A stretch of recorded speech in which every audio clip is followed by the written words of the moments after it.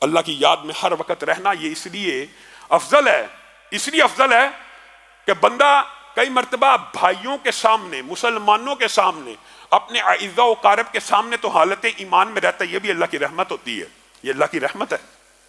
اللہ تعالیٰ نے انسان میں شرم کا ایک داعیہ پیدا کیا ہوا ہے کہ انسان لوگوں کے سامنے، یہ بھی رحمت ہے، گناہ کرنے سے ہچکچاتا ہے.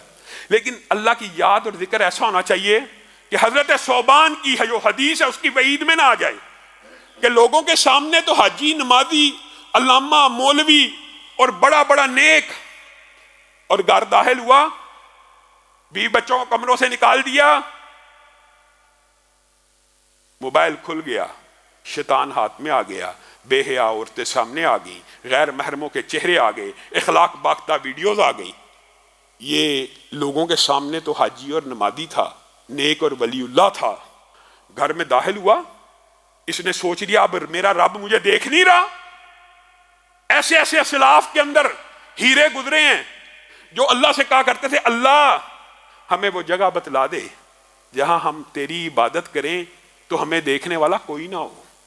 حتیٰ کہ ایک محدث ہیں توسی، انہوں نے یہ تک کہہ دیا میرا دل کرتا ہے میں اللہ کی ایسی عبادت کروں کہ یہ جو کرامن کاتبین بھی ہیں اس وقت میرے ساتھ نہ ہو. ڈیوٹی تو ان کی اللہ نے لگائی ہے اعمال کو نوٹ کرنے کی، لیکن یہ اخلاص ہے. اور تیرا میرا اخلاص کیا ہے؟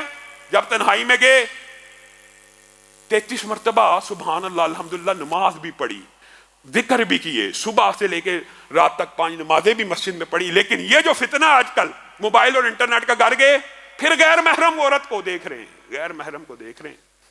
نبی کریم صلی اللہ علیہ وسلم نے فرمایا تھا یہ وہ لوگ ہیں کل قیامت کے دن جن کی نیکیاں احد پہاڑ سے بھی زیادہ ہوں گی. یہ مفہوم آپ کے سامنے رکھ رہا ہوں، احد پہاڑ سے بھی زیادہ نیکیاں، نیکیوں کے پہاڑ تمکنت اور وقار سے چلتے ہوئے، دائیں دیکھ رہے ہیں نیکیاں، بائیں دیکھ رہے ہیں نیکیاں، نیکیوں کے پہاڑ لے کے آ رہے ہیں. ان کو تولا جائے، ایک پہاڑ تل رہا ہے وزن 0، دوسرا پہاڑ تل رہا ہے وزن 0. ساری نیکیاں جو پہاڑ کے پہاڑ ہیں پلڑے میں ڈال دی گئی ہیں، دوسری طرف ایک تنکا ڈالا گیا، تنکا بھاری ہو گیا. ایسی نیکیاں جن کا وزن تنکوں سے بھی ہلکا ہو جائے گا، اس کی صرف ایک وجہ ہوگی کہ یہ لوگ حقیقی معنوں میں اللہ کی یاد سے غافل تھے. جب کبھی تنہائی میں موقع ملتا تھا اللہ کی نافرمانی کر دیا کرتے تھے. حقیقی مومن، حقیقی ولی اللہ وہی ہے جو تنہائی میں اللہ کی حدوں کو قائم کرے، جو تنہائی میں اپنے رب کو راضی کرنے کی کوشش کرے. اسی لیے محدثین اور مفسرین نے اس بات کو لکھ دیا کہ جو بندہ چاہتا ہے کہ وہ ریاکاری سے بچ جائے، اور اس کے اندر اس کو شیطان، یہ ریاکاری کا وسوسہ بھی شیطان ڈالتا ہے کئی مرتبہ، لیکن اپنی اصلاح بھی کرنی چاہیے، اپنی جائزہ بھی لینا چاہیے. جس بندے کو یہ وہم اور وسوسہ لاحق ہو جائے کہ میں نماز پڑھتا ہوں اور میں نماز لمبی کر دیتا ہوں فلاں حاجی صاحب کو دیکھ کے، فلاں نمازی کو دیکھ کے، یہ وسوسہ کئی مرتبہ اصل ہوتا ہے اور کئی مرتبہ شیطان کی طرف سے ہوتا ہے.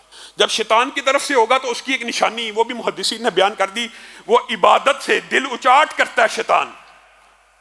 اور اگر اصل وسوسہ ہے تو عبادت سے دل اچاٹ نہیں ہوگا، عبادت سے دل عبادت جاری رکھے گا، لیکن وہم آئے گا یار سجدہ لمبا ہو گیا تھا، یار نماز میں کئی لوگوں کی وجہ سے تو نہیں پڑھا. جب یہ وسوسہ آئے اصلی حقیقی وہم ہو تو اس کا علاج کیا ہے؟ بڑا آسان علاج. اس کا علاج یہ ہے کہ آپ اپنے گھر میں تنہائی کے عالم میں جب آپ کے بیوی بچے بھی سو جائیں، آپ وضو کریں اور 2 رکعت نماز پڑھیں. اس نماز کا گواہ کرامن کاتبین اور رب کے علاوہ کوئی نہیں ہوتا. اس سے کیا فائدہ ہوتا ہے؟